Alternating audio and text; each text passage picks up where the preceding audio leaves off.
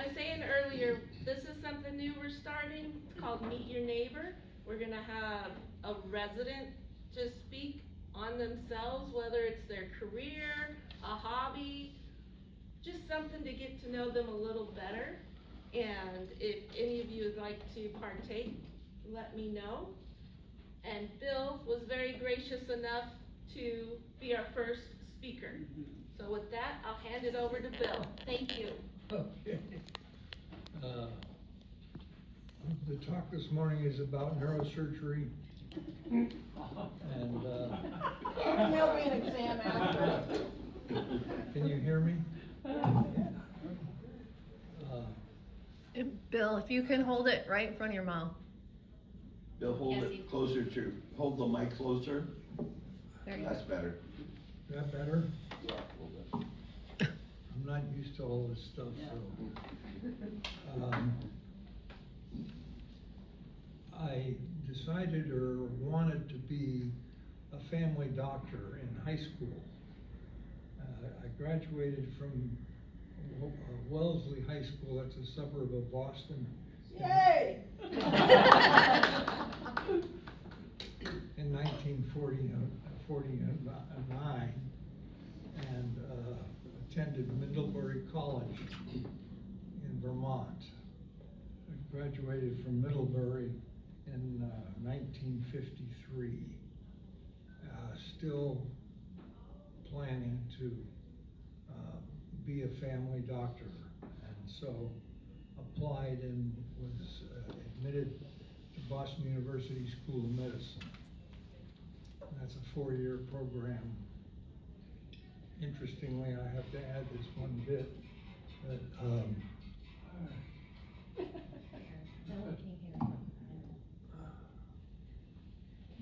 I also interviewed at Harvard, and I told the interviewer that I wanted to be a family doctor, and the interview stopped just that abruptly.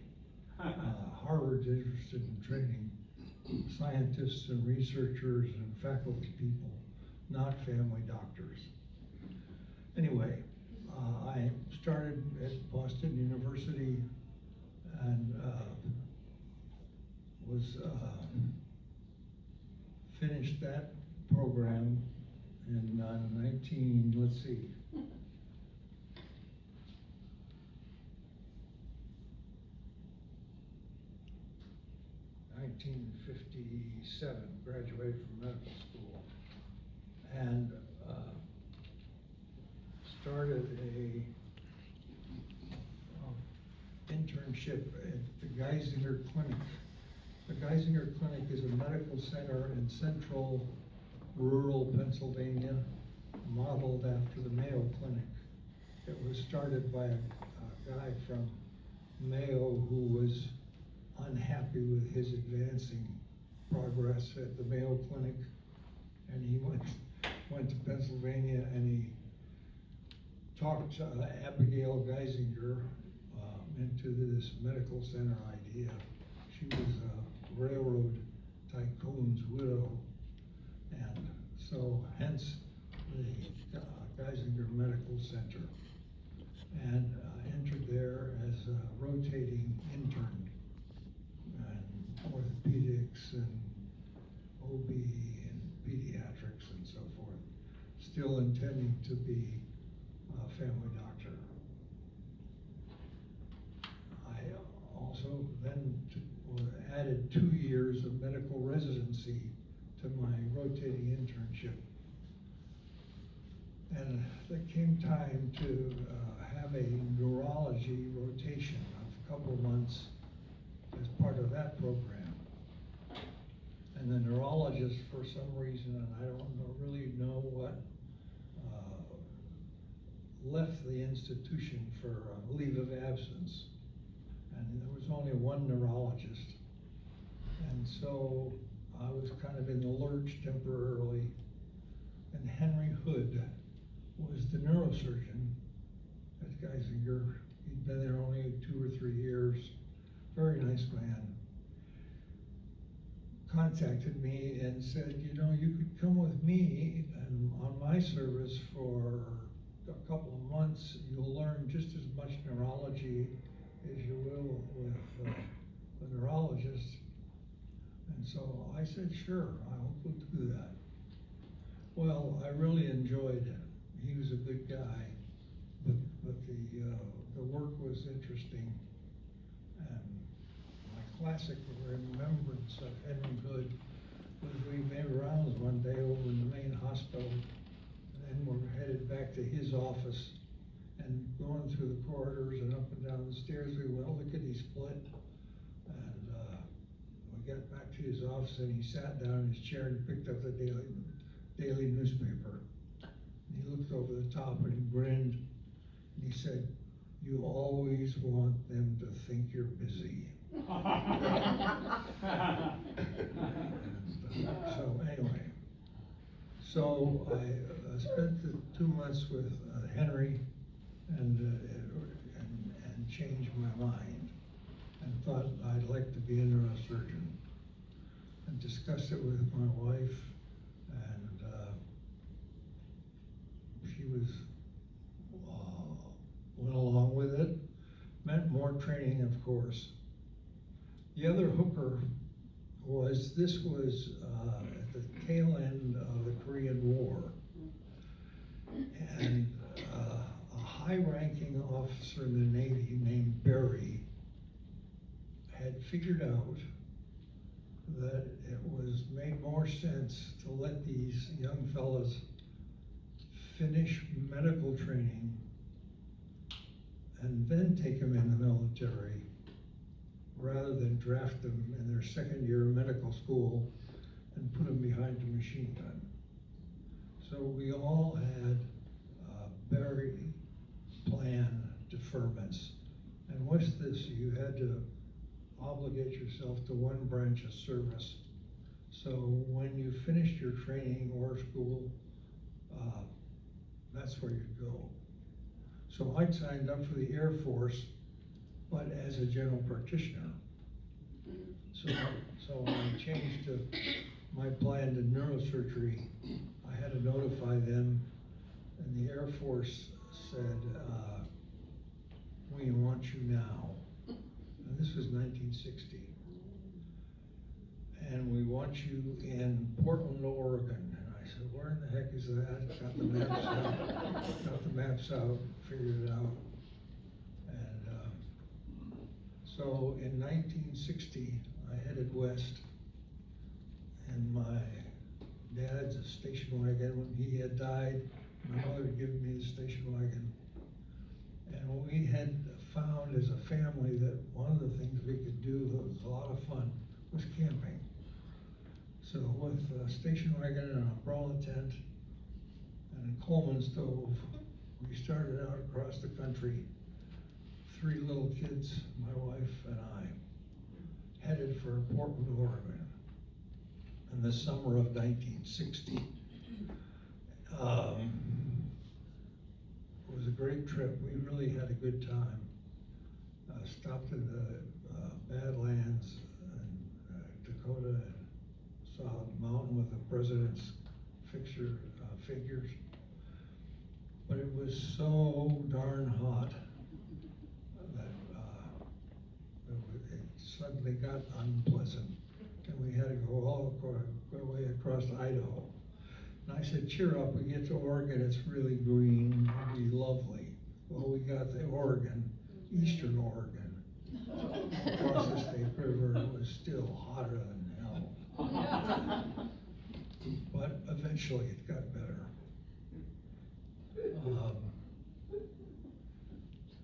I think we stayed in a motel out in Park Rose and figured out where the airbase was and so forth. And then rented a home on 122nd Avenue in Park Rose, which was close to the airbase, and spent 2 years as a general medical officer. There were 6 of us at that airbase. Had a little hospital in a barracks building, and we had a pretty good time. We didn't have to do OB. I didn't have to, fortunately. couple of guys that were more skilled. And after that, 2 years was up. Well, first, I need to tell you, one day, a nurse on our staff became ill with numbness, tingling, partial paralysis, and I thought she had acute multiple sclerosis, but I wasn't sure. And so, checked and see who was available in the city of Portland that could come out and see this young woman. And I contacted Wilbur Larson from Good Samaritan Hospital Neurology Group. And Wilbur came out, had lunch, saw the young lady, and he agreed she had acute multiple sclerosis. And we got to talking. He's a very nice guy. And I told him about my interest in becoming a neurosurgeon. And he said, you ought to come to Good Sam on Saturday morning. We have our weekly conference, neurology, neurosurgery. I talk about some of the cases and then make rounds, and you might just enjoy that. So I did. And the neurosurgeon at the time was John Raff, who was Mr. Neurosurgery of the Northwest. He'd come from the Mayo Clinic and had written some papers. Very smart guy. And so I made rounds with him on a weekly basis and really enjoyed it. And ended up with being offered a job as a resident in neurosurgery at Good Samaritan. And so started that. Let's see, where are we?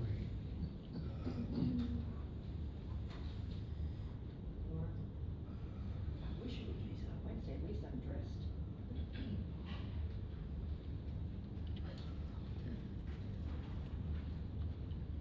In 1962, I was discharged from the Air Force and started the 5-year neurosurgical program at Good Samaritan Hospital.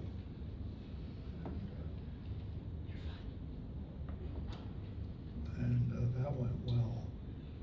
And after that 5 years, took the boards, passed them. That's the good housekeeping seal of approval for specialists. And was offered a job at the neurological clinic as a neurosurgeon at Good Samaritan Hospital.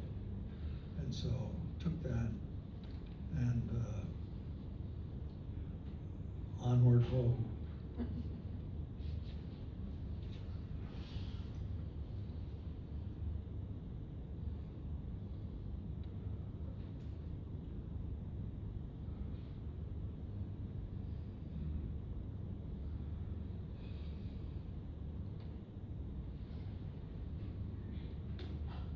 Had a practice in neurosurgery, which was a so-called general practice.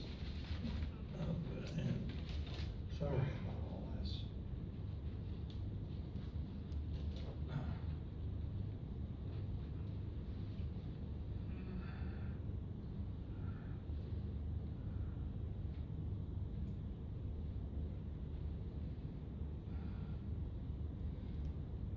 So then we're up to 1967 when I completed the residency and went into practice. I joined Michael Mason and a group of neurologists, the neurological clinic at Good Samaritan, so just essentially stayed put. And then leap forward here to 1992. Bill, could I ask you a question? Yeah, sure. Many of us don't have a real good notion of what neurosurgery is. Could you explain neurosurgery? Yeah, I'm coming to that. Okay. Yeah. Okay.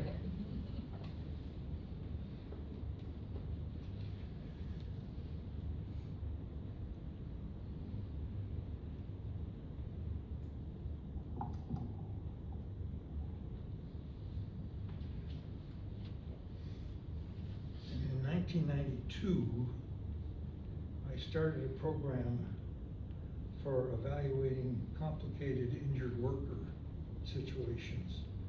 And I worked with a physiatrist and another neurologist and an orthopedist.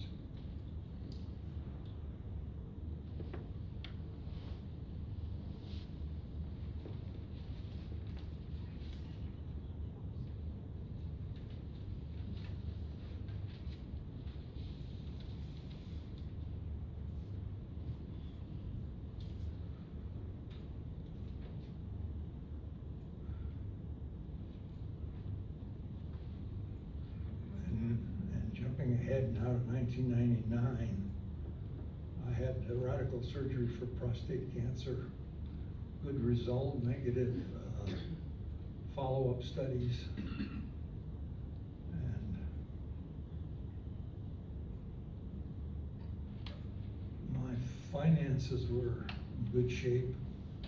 And the question was whether to keep operating or not. And I found it was really pretty hard work to maintain a surgical schedule. So closed my surgical practice, and that was in 1994, and continued with a consulting practice, which started out mostly injured workers, insurance companies, and then it gradually became more and more legal, more court work, and so forth. And then, a few years ago, I got up in court to give my side of the story from the plaintiff point of view. And the plaintiff's attorney said very sarcastically, "Dr. Smith, are you really 90 years old?" And I thought, oh boy, jig is up. And I said yes, and that was it. So after that, I decided maybe it was time to fold my tent and call it quits. So I closed my office and stopped the consulting and so forth and so on. So that's my personal history of this whole business. And now I'll get on with what is neurosurgery.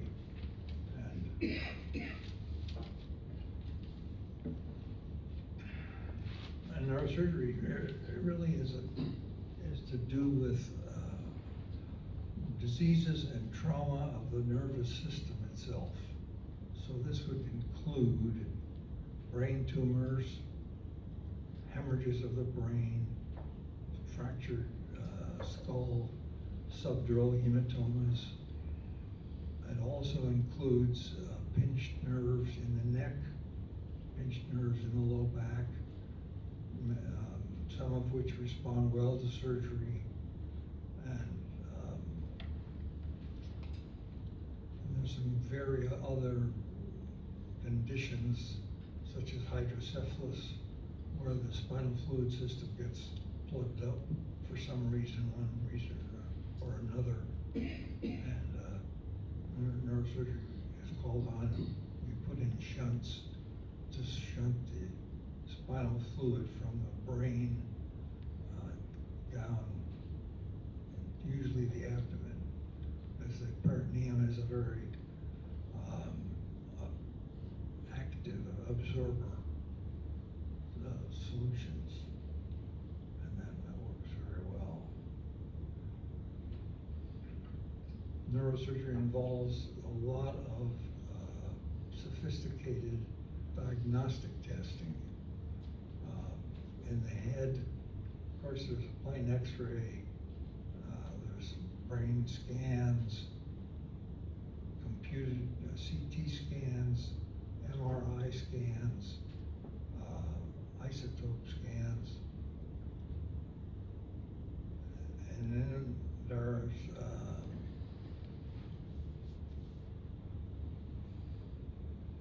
contrast studies of the spine, a myelogram or where we inject a radio-opaque solution into the spinal fluid and run it up and down the spine. And if there are something pushing on the spine, you can see it on X-ray.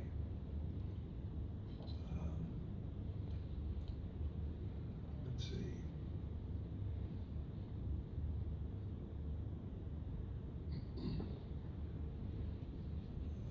Special unusual conditions.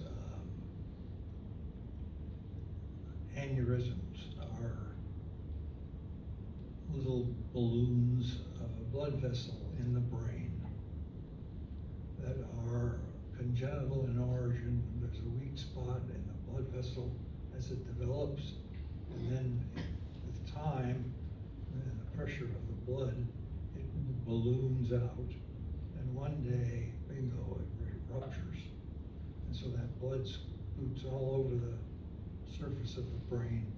Patients are very sick with what's called a subarachnoid hemorrhage.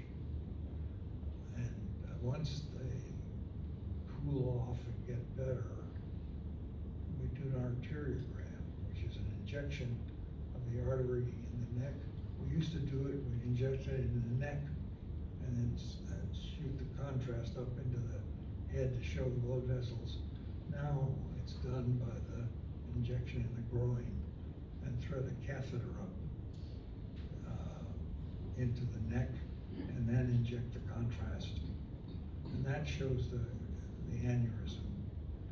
And then when the patient has stabilized, our job is to operate and put a little clip.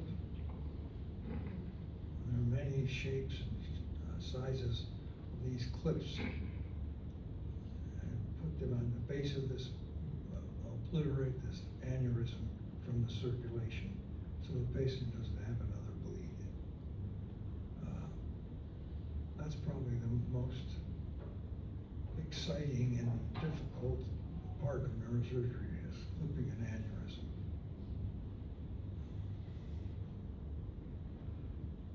Brain tumors.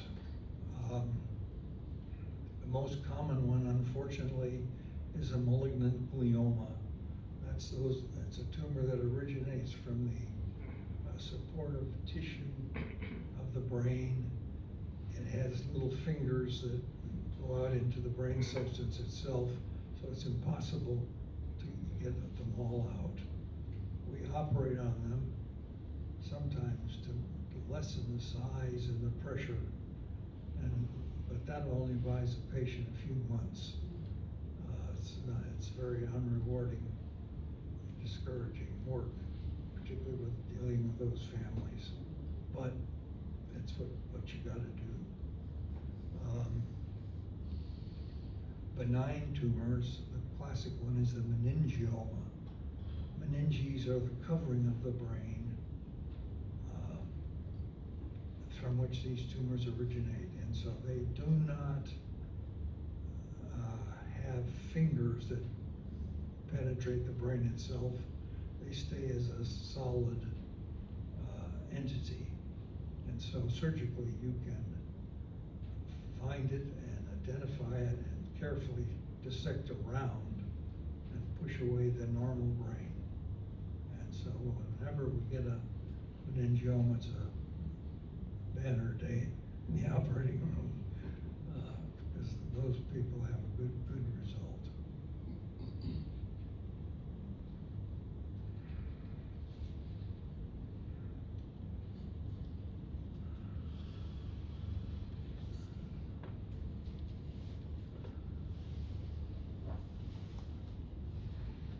There's special tumors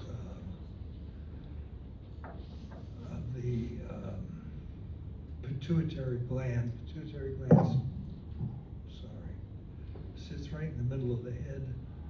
The optic nerves cross right over it, and that pituitary gland is the master hormone gland that basically controls who we are as a good people. And tumors occur in the pituitary and are amenable to surgery. And substitute endocrine therapy works for those patients. So those are good results.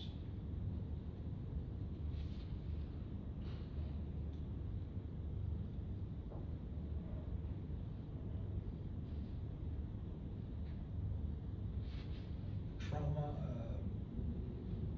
you've all heard of subdural hematomas. The dura is it's like, I think of it as a leather mitten over the surface of the brain, separate from the brain. It does have some large venous pathways within it, but with a head trauma, little vessels between the dura and the brain are torn, and so the blood accumulates between the brain itself and the dura. It's not like a cerebral hemorrhage where the blood is in the brain itself, but this is over the surface of a subdural. And subdurals are amenable to surgery. Common, fairly common in the head injury. There's been a lot of talk and focus on cerebral concussions with football. And I noticed on the TV that the football helmets have changed in style. They're bigger, more protective. Football in the United States is money, and so therefore there's lots of enthusiasm for keeping it going. It's a terrible game. But anyway, I played high school football. And your kids? Didn't understand all this stuff that's come to light. The NFL has started flag football. So to kind of soothe the public and keep the dollars flowing. But it isn't the same. The few games I've seen of it.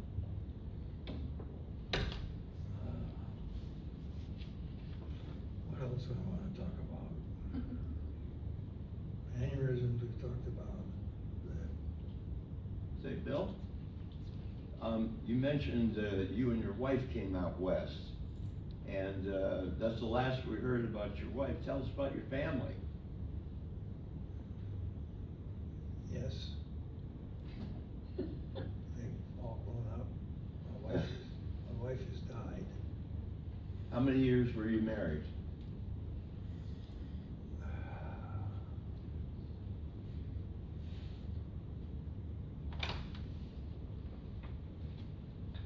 I'm not sure. I was married and divorced and remarried. No children. How many kids do you have? I have 3 kids. Okay. 3 daughters. The oldest daughter was superintendent of public schools in Portland for 8 years. She's a real go-getter. The second daughter is a pediatrician with the Mason group up in Seattle, and she just retired. And my youngest daughter was an architect. She had her own business and has retired.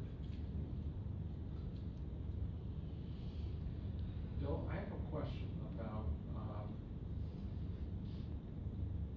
you did a lot of delicate surgery. I'm sorry? You did a lot of delicate surgery. Yes. What, with various consequences and results, what did you do to keep your spirits up and not get discouraged? Well, I liked the work. It was challenging. I tried to not get myself in a pickle and be careful.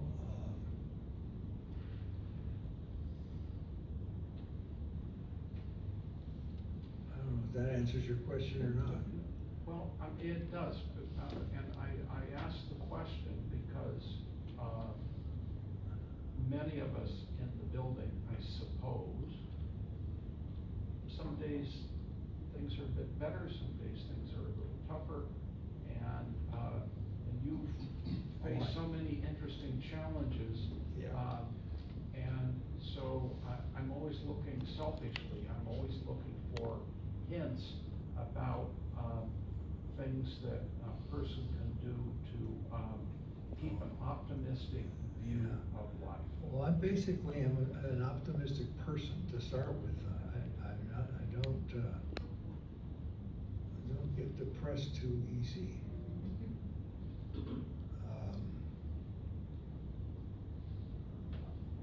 I sort of have the attitude I do the best I can. Thank you. I'm not answering your question, I know. No, you're answering it well enough, thank you. I Bill? stayed active. I played squash. You know what squash is? Oh, yeah. Yeah, squash is a wonderful game. Yeah.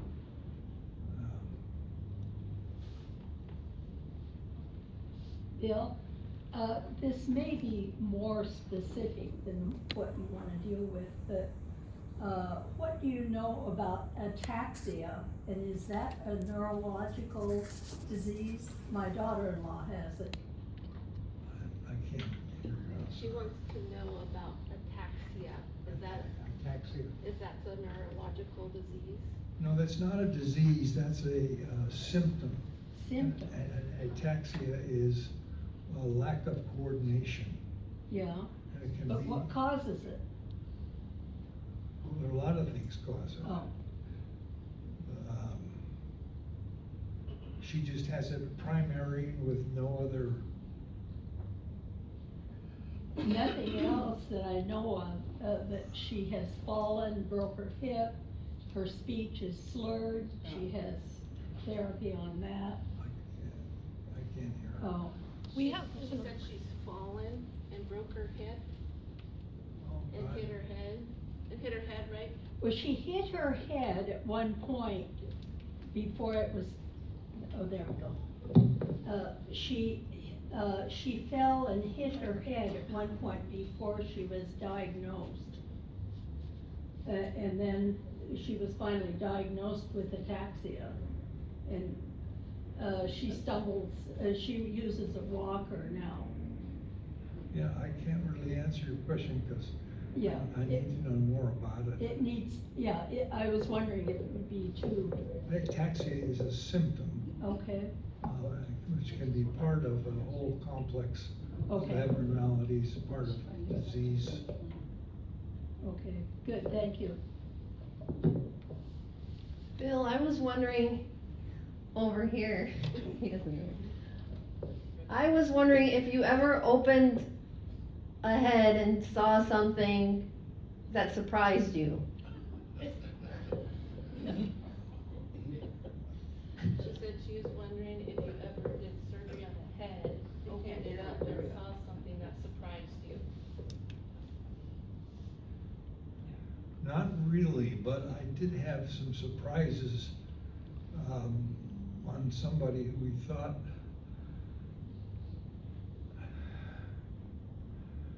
had a tumor in her head. And when we looked at it, it just looked kind of mushy and strange.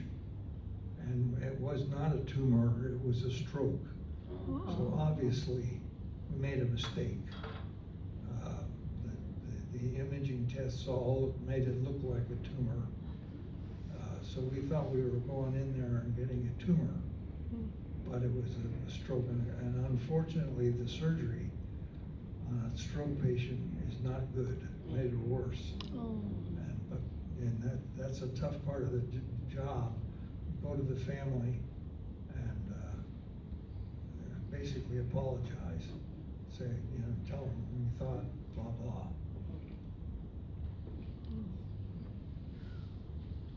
Any more questions?